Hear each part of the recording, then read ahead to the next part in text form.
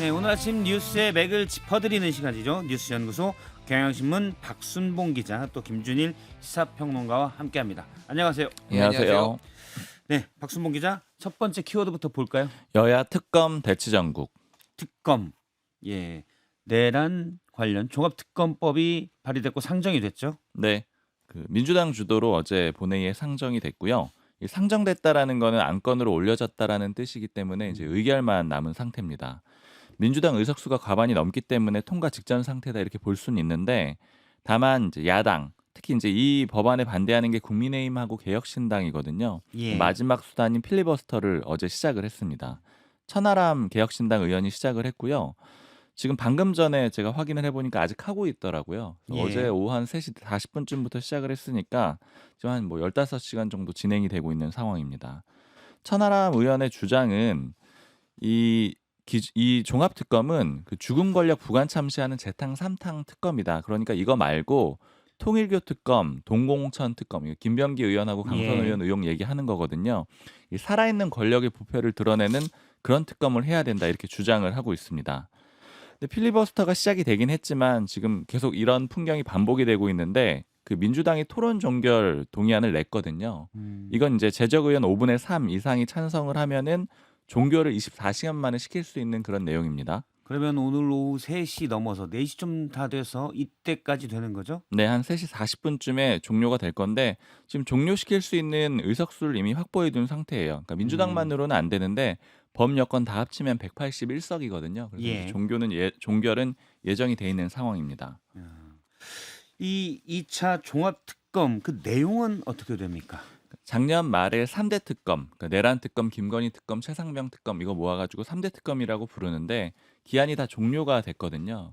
이제 그때 3대 특검을 할 때 수사를 하면서 다 못했거나, 그러니까 미진하거나, 아니면은 이 과정에서 새롭게 드러난 의혹들이 있잖아요. 그러니까 이런 것들 중심으로 다시 한번 특검을 하자라는 게 취지고요. 그래서 수사 대상은 총 17가지의 의혹을 넣었는데 대부분 윤석열 전 대통령이나 김건희 씨 관련된 내용입니다. 예. 뭐 예를 들어서 드론이 평양 침투했던 거 이거 외환 혐의 아닌가라는 거, 또 국군 방첩사령부가 민간인 사찰한 내용 이런 것들 포함이 돼 있고요. 또 김건희 씨 관련해서는 그 양평 그 개발 관련된 의혹이 있었는데 이게 잘 규명이 안 됐잖아요. 뭐 대표적으로 지금은 국수본으로 넘어간 상태죠? 맞습니다. 경찰이 하고 있는데 대표적으로 원희룡 전 국토교통부 장관 같은 경우에는 조사도 못한 상황으로 끝나버렸었거든요. 그러니까 이런 것들 포함해가지고 17가지 의혹을 넣었고요. 특검 추천은 민주당하고 조국혁신당이 각 한 명씩 추천을 해가지고 대통령이 한 명 임명하는 방식입니다. 수사기간은 최장 170일인데 그러니까 기본적으로 부여된 수사기간은 70일이거든요. 준비기간 20일이 있고요. 근데 여기에다가 30일 2번 연장을 할 수가 있어요. 이렇게 되면 170일이 되는 건데, 시점으로 보면은 뭐 임명식에 따라 좀 다르겠지만 지방선거 이후 6월 3일 이후까지 간다라고 보시면 됩니다. 규모는 최대 251명인데 이게 기존 특검이랑 좀 비교를 해보면 내란 특검이 267명, 김건희 특검이 205명이었거든요. 이제 내란 특검에 거의 육박하는 규모라고 보면 됩니다. 예. 장동혁 대표 얘기도 좀 볼까요? 예. 어제 단식에 들어갔습니다.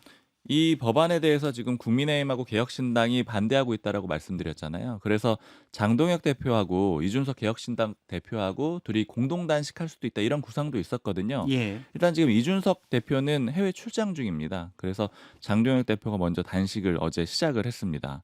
뭐 요구 사항은 2차 종합특검 하지 말고 통일교 특검이랑 공천원금 의혹 특검 하자라는 거고요. 지금 이준석 대표는 조기 귀국도 좀 고민을 하고 있다라고 합니다. 근데 공동으로 할지 안 할지는 좀 지켜봐야 되는 상황이고요. 원래 이준석 대표가 장동혁 대표를 만났을 때 공천원금 관련 또 통일교 관련 특검을 요구하자, 그리고 이걸 요구하는 공동 단식을 하자라고 했는데 장동혁 대표가 먼저 해버렸어요. 맞습니다. 그래서 이제 국민의힘 얘기를 좀 들어보니까 이게 뭐 실제 그런지 모르겠지만 어쨌든 장 대표가 이제 소위 단식하기 전에 몸을 좀 만든다라고 하잖아요. 그러니까 준비를 좀 해야지 단식을 오래 할 수 있다라고 하는데 그건 안 했다라고 하고요. 그다음에 소위 당권파 쪽에서는 하는 얘기가 이 단식이 예정돼 있었던 거긴 하지만 일거양득이다 이런 표현들도 쓰더라고요. 이게 뭐냐면 지금 이제 한동훈 전 대표 징계건에 대해서 저희가 쭉 다뤘었잖아요. 예. 그 불만 여론이 당내에 많은 상황인데 단식을 하게 되면은 그 불만 여론을 좀 잠재울 수 있지 않겠느냐. 그러니까 뭐 관계자 표현으로는 의원들도 더 뭐라 하기 힘들 거다 단식 중이니까. 어. 뭐 이런 얘기들도 하고 있습니다. 한동훈 전 대표 제명에 대해서 당내에서 많은 분들이 장동영 대표에 대한 비판이 있었는데 단식하니까 이슈도 좀 넘어가고 밥 굶고 있는 분에게 뭐라고 할 수 없다 이런 것도 좀 있다. 그런 것도 기대한다 이런 거군요. 네, 맞습니다. 근데 쇄신파 의원 한 명한테 들어보니까 이게 막 좋은 아닌지는 잘 모르겠다라는 거예요. 음. 왜냐하면 출구가 없어 보인다라는 겁니다. 그러니까 이거하고 좀 연결해서 볼 수 있는 게 민주당 쪽에서 예전부터 쭉 나왔던 얘기가 이거 법안 통과되고 나면은 단식은 효용성이 없다. 왜냐하면 이제 요구 사항 자체가 그냥 종결이 돼 버리는 거잖아요. 어. 그러니까 동력을 잃을 거다 이런 예측들도 있습니다. 알겠습니다. 김준일 평론가와 좀 더 짚어보도록 하겠습니다. 일단 종합특검법은 오늘 의결이 되는 거죠? 되겠죠. 예, 음. 종결이 돼서 의결이 되고 뭐 이제 민주당은 강한 의지가 있었는데 여러 뭐 논란이 조금 있었습니다. 그러니까 언제까지 특검할 거냐. 예. 그러면 2차 종합특검 안 되면 마무리 안 되면 3차 종합특검 할 거냐. 그러면 음. 경찰 못 믿냐. 뭐 경찰을 못 믿는데 또 통일교 특검 뭐나 다른 수사는 경찰의 수사를 지켜보자라고 예. 하면 이거 모순되는 거 아니냐. 뭐 이런저런 그러네요. 논란이 있었어요. 음. 예. 근데 어쨌든 지금 뭐 강한 의지를 가지고 있었고 내란 종식 뭐 이거에 강한 의지를 가지고 있기 때문에 뭐 그 국민 여론도 그렇게 막 뭐 반대가 심하지는 않아요. 뭐 이거 이석연 관련해서. 국민통합위원장도 사실은 2차 특검에 대해서는 부정적인 의견이었죠.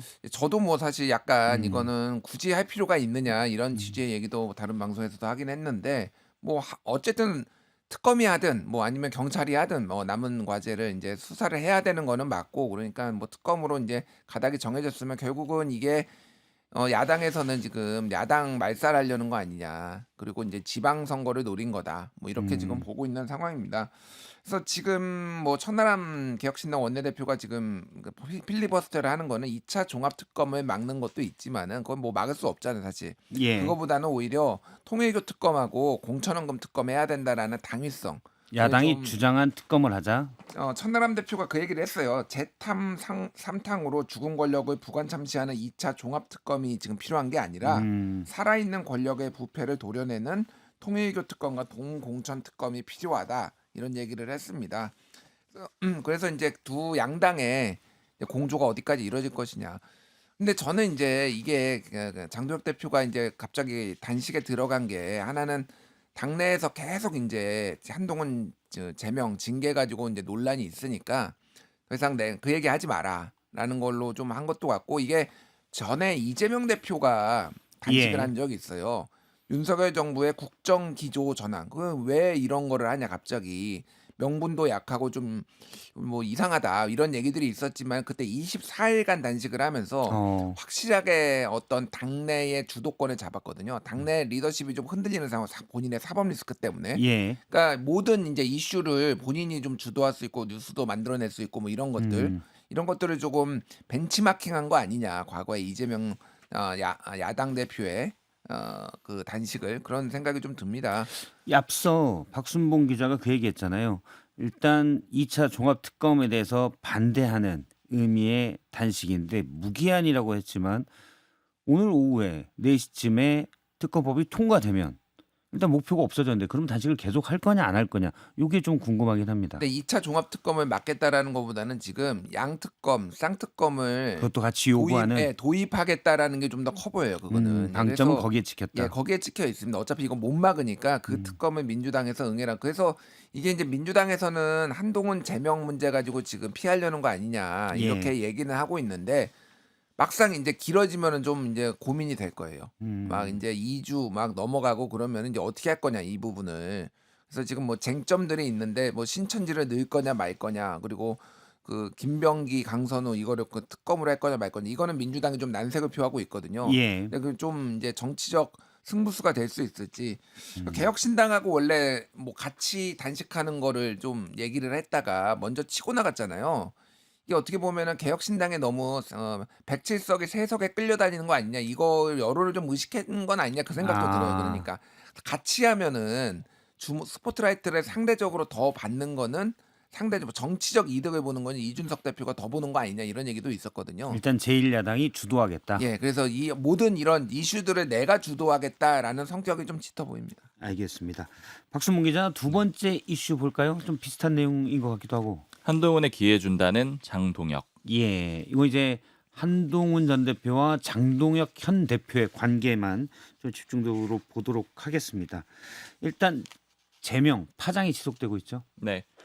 원래 어제 방송에서도 좀 같이 짚어봤던 게 이 어제 최고위가 오전 9시인데 의원들이 23명이 의총 소집을 요구를 했잖아요. 예, 그러니까 그 의원들의 의견을 듣기 전에 최고위에서 바로 제명을 의결을 해버리느냐 아니면 의견을 수렴을 할 것이냐 이 장동혁 대표가 선택을 해야 되는 상황이었었거든요. 그래서 장동혁 대표가 뭐 최종적으로는 의견 수렴을 하기로 결정한 걸로 이렇게 해석이 됩니다. 그러니까 장 대표가 최고위에서 어떻게 얘기를 했느냐면은 재심 기회를 부여하겠다라고 얘기를 했어요. 예, 그러니까 지금 한동훈 전 대표는 재심 안 하겠다라고 얘기를 했는데 장 대표는 충분한 소명 기회를 부여받은 다음에 그 다음에 이 최종적인 결정을 내리는 게 맞다라고 얘기를 하면서 윤리위 결정에 대해서 재심 기간까지는 최고위가 결정하지 않겠다 이렇게 얘기를 했습니다. 재심 기간이 열흘. 예, 청구 기한이 열흘 이내로 돼 있거든요. 예, 청구 기한이. 그래서 뭐 어제 기준으로 대략적으로 계산을 해봐도 그 다음에 열리는 최고위는 오는 26일 월요일에 있는 최고위거든요. 그래서 이제 그때 한동훈 전 대표의 징계가 확정이 될 걸로 보이고요. 일단 첫 번째로 궁금한 게 이 장동혁 대표가 그러면은 물러선 건가? 왜냐하면 의원들 반발도 있었고 뭐 여러 가지 목소리들이 많이 있었잖아요. 당권파 쪽에 물어보니까 이제 두 가지로 해석을 하는데 일단 첫 번째는 절차적인 정당성 확보라는 겁니다. 예, 그러니까 절차적으로 문제가 없게 만들어야지 가처분 과정이든 뭐 본안 소송 과정이든 아마 법적 다툼이 좀 예고가 되어 있는 상황인데 문제가 없을 거라고 본다라는 거고요. 그리고 두 번째로 모 당권파 인사는 이렇게 표현을 하더라고요. 한동훈 전 대표가 재심 절대 안 할 거라는 거 알고 있다. 이거는 외통수를 친 거다. 즉 명분 확보용이다. 그 나는 장동혁 기회를 줬다. 뭐 네, 이런 거라는 거죠. 맞습니다. 마지막 기회도 충분히 줄 만큼 줬다라는 걸 보여주겠다라는 겁니다. 그럼 만약에 한동훈 전 대표가 재심에 이제 참여를 하게 되면 신청을 해가지고 하게 되면 어떻게 되느냐 이렇게 당권파 쪽에 물어보니까 출석을 안 하면 제명, 출석을 하면 조금 깎아주겠죠 이런 식으로 예측을 하더라고요. 근데 아마 안 할 거다 이렇게 지금 당권파 쪽에서는 예측을 하고 있고 한동훈 전 대표도 이미 그렇게 언급은 한 바가 있습니다. 물론 뭐 언급한 바가 있죠. 그러면은 재심 신청을 안 할 거다라는 건 어느 정도 깔고 자 재심 기회를 주겠습니다. 이런 분위기도 있다는 거군요. 맞습니다. 그렇게 줬는데 어차피 안 할 거기 때문에 그럼 결국에는 한동훈 전 대표가 명분이 좀 약해지지 않겠느냐 이렇게 예측을 하고 있는 거고요. 예, 그리고 또 하나 방금 전 그 첫 번째 주제로 봤던 뉴스랑 좀 연결이 되는 게 지금은 이제 단식의 시간이 될 거라는 거예요. 그러니까 아마 열흘 정도 지나게 되면은 꽤 이제 단식이 힘들어지는 상황이거나 뭐 여러 가지 좀 위기가 올 수 있는 상황이 되잖아요. 예, 그래서 이제 뭐 다른 당권파 인사는 그때는 한동훈 전 대표 징계권은 뉴스가 안 될 거다. 뭐 이런 식으로 예측을 하고 있기도 합니다. 예. 어제 의원총회에서는 이게 한동훈 제명 관련된 의원총회였습니다. 여러 얘기가 나왔죠. 네. 그러니까 공개적으로 나왔던 얘기들을 그냥 종합을 해보면 그리고 또 이제 비공개 상황에 대한 얘기들도 좀 같이 들어봤는데 종합을 해보면은 결론은 사과가 필요하다. 한동훈 전 대표의 사과가 필요하다. 그렇지만 징계 수위도 너무 과했다. 수위를 낮춰야 된다. 이런 정도가 주요한 결론이라 그래요. 이게 좀 중론이라고 합니다. 예, 그러니까 얘기들을 들어보니까 한 10명 정도 발언을 했는데 대체로 다 징계는 너무 과했다. 징계는 네, 과했다. 징계 정도는 너무 과했다라고 하고 특히 대한과 미래 소속의 의원한테 물어보니까 원사이드하게 이견의 여지 없이 그 징계가 과하다라는 의견이 많았다라고 합니다. 근데 동시에 사과가 필요하다는 의견도 많았다라고 해요. 그래서 한동훈 전 대표 사과를 해야 된다라고 하고 다른 의총 참석자한테 들어보니까 친한계에서도 그런 표현이 있었다라고 합니다. 한동훈 전 대표도 사과를 해야 된다. 예, 다만 이제 뭐 다른 친한계 의원 같은 경우에는 이거는 지각한 학생을 퇴학시키려고 한 거다. 뭐 이런 정도의 표현들을 쓰고 결국에는 다 내용들이 징계가 과하다라는 거예요. 당원 게시판 문제에 대한 입장 정리가 늦었다라는 이런 한동훈 전 대표에 대한 불만 또는 비판도 있지만 더 큰 건 징계가 잘못됐다, 과하다 이런 의견이 더 많았다는 거죠. 네. 예, 하나씩 볼까요? 어떻게 보면 어제 최종 징계가 제명이 의결될 줄 알았는데 일단 장동혁 대표가 시간을 좀 뒤로 밀려났습니다. 숨고르기라고 봐야 할지 그냥 약간 시간만 늦어진 거라고 봐야 될지. 나는 관대하다. 이거를 보여주려는 것 같아요. 아, 예. 소명할 기회를 주겠다. 영화 300에 보면은 나오죠. 이제 어. 크세르크세스인가요? 그 왕이 나는 관대하다. 그러니까 뭐 와가지고 다 매달렸어요. 사실상 읍소를 했다. 뭐 대항과 미래 뭐 연담도 하고 고문들도 얘기하고 그러니까 알겠습니다. 제가 들어드리죠라고 하는 건데 사실 원래 줘야 돼요. 이게 무슨 없던 거를 갑자기 당 대표가 결단을 내려가지고 권한을 주는 게 아니라 예를 들면은 윤리심판원 예. 민주당의 윤리심판원에 김병기를 제명하니까 김병기가 재심 신청했잖아요. 그러니까 원래 재심을 신청할 권한이 그러니까 피징계자한테 원래 권한이 있는 겁니다. 그거를 그러네요. 예. 그거를 이거를 숨고르게 내가 마치 시혜를 베푼 것처럼 이제 모양새는 그렇게 된 거예요. 그러니까 이게 그래서 뭐 그런다고 그러니까 지금 친한계 쪽의 얘기를 들어보면은 재심 안 하는 이유가 박순봉 기자가 잘 설명을 했지만은 더 애매해진다라는 거예요. 만약 뭐 깎아준다. 그래서 제명을 안 하고 저희가 출당 권고를 하겠습니다. 그럼 이게 더 애매한 거예요. 오히려 그냥 피해자 서사를 강화하는 게 낫다. 그냥 유지하는 게 낫다라고 지금 보는 겁니다. 가처분 신청에 대해서는 약간의 고민이 있는 것 같아요. 예. 가처분을 하지 말아야 된다라는 의견도 좀 있습니다. 어차피 이게 무한 도돌이표다. 그러면은 장동혁 체제가 어차피 6개월 지방선거 이후로 유지되기 힘들다 보면은 그때 차라리 정치적 복권을 차라리 노리는 게 낫고 그때 필요하는 이제 상황이 올 거다. 한동훈을 필요로 하는 상황이 올 거다. 뭐 이런 얘기들도 있습니다. 그래서 지금 어쨌든 징계 법정 다툼을 가느냐, 가처분 신청을 내고 법적 다툼을 가느냐, 아니면은 징계 받아들이고 제명을 받아들이고 무소속으로 출마한다라는 얘기도 조금씩 나와요. 예. 특히 뭐 보수 뭐 이를테면은 지방선거에 지금 출마하는 자리들이 또 있잖아요. 지금 몇 개 나오고 있고. 광역단체장들이 나가면 현역원이 나가면 그 자리가 비죠. 아예 그러니까 TK나 PK에 무소속으로 출마를 해버리는 거예요. 그래가지고 그럼 3자 구도가 될 가능성이 있잖아요. 그러면은 거기에서 한번 승부를 걸어본다. 그래서 당원들의 한번 그 뭐 선택을 받아본다. 정치적 이제 만약에 거기서 살아 돌아온다라면은 대단하네. 약간 이렇게 될 수도 있는 거죠. 그리고 신당 창당설도 있지만 그거는 가능성이 거의 매우 낮다 이렇게 보면 될 것 같습니다. 신당 창당은 가능성이 매우 낮고 가처분 신청을 해서 그게 인용돼서 당원을 유지하느냐 또는 그냥 법적 대응 안 하고 제명돼서 무소속이 되니까 그럼 지방선거 함께 열리는 보궐선거에 무소속 후보로 나가서 국회에 입성을 노리느냐 이런 선택지라는 거죠. 그 정도가 지금 있는 것 같아요. 예. 알겠습니다. 다음 주제를 보도록 할까요? 다음 한은 주제는 금리 인하는 없다. 금리 인하. 어제 금토위가 열렸죠? 네. 어제 연 2.5%인 현 기준금리를 유지하기로 결정을 했습니다. 5연속 동결입니다. 그리고 더 주목이 되는 거는 그 통화정책 방향문이라는 게 나오거든요. 여기에 기존에는 기존 금리 추가 인하 여부, 그러니까 이제 금리를 더 낮출 수 있다라는 그런 표현들이 항상 좀 들어가 있었는데 이번에는 아예 삭제를 했어요. 그러니까 이 얘기는 동결 기조가 한동안 유지가 될 거라는 의미가 되는 거고요. 그리고 이 금통위원들의 예측도 원래 같이 담겨 있거든요. 거기 보면은 이번에는 동결될 가능성이 크다라는 게 5명, 그리고 이제 뭐 인하될 수 있다라는 게 1명인데 지난번에는 3대 3이었거든요. 예. 역시 동결 기조로 전환이 됐다라는 걸 보여주는 하나의 그 척도라고 볼 수가 있습니다.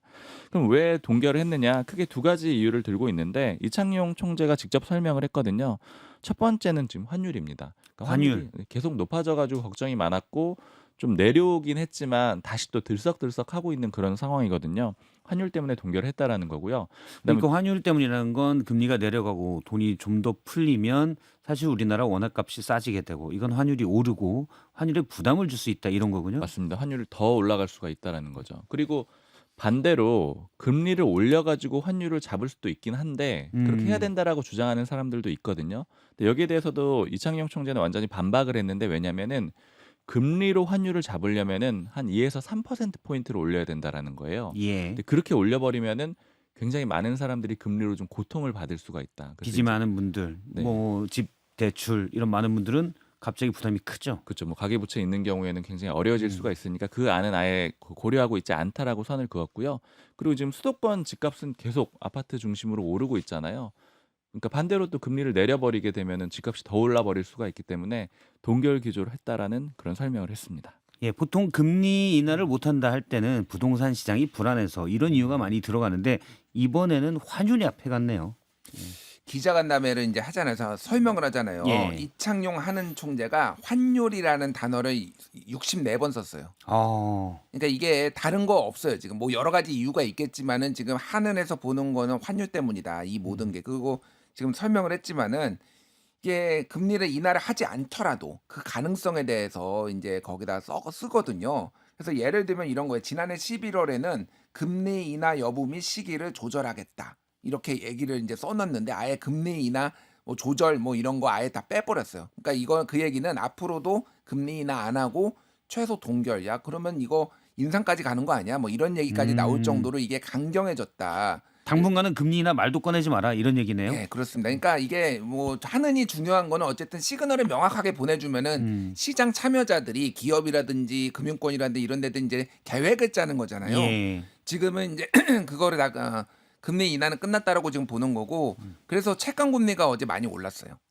장중에서 3%포인트까지 잠깐 올랐다. 그 정도로 채권 금리가 올랐다라는 거는 금융 비용이 이제 많이 발생을 한다. 기업들이나 이제 금융권이 이렇게 보시면 될 것 같고 금리가 떨어지긴 쉽지 않다라는 거죠. 스콧 베선트 재무장관이 우리나라의 경제의 펀더멘탈에 비해서 지금 원화 가치가 너무 약하다. 그러니까 이거 얘기를 했거든요. 그게 좀 이례적이더라고요. 구윤철 재정경제부 장관이 지금 미국을 방문했는데 아무래도 요청한 것 아니냐라는 건데 미국의 입장에서는 사실 이거예요. 뭐가 있냐면은 저번에 관세 협상했잖아요. 예. 그러면서 한 해에 200억 달러씩 투자를 하기로 그 이하로 투자를 하기로 했는데 거기 단서 조항이 환율이 불안하면은 유보할 수 있다. 이런 얘기가 있어요. 그러니까 미국 입장에서도 한국의 환율이 이렇게 불안하면 안 좋은 거예요. 그러니까 미국까지 나서 가지고 이렇게 얘기를 했는데 잠깐 떨어졌었거든요. 다시 지금 1,470원으로 올랐어요.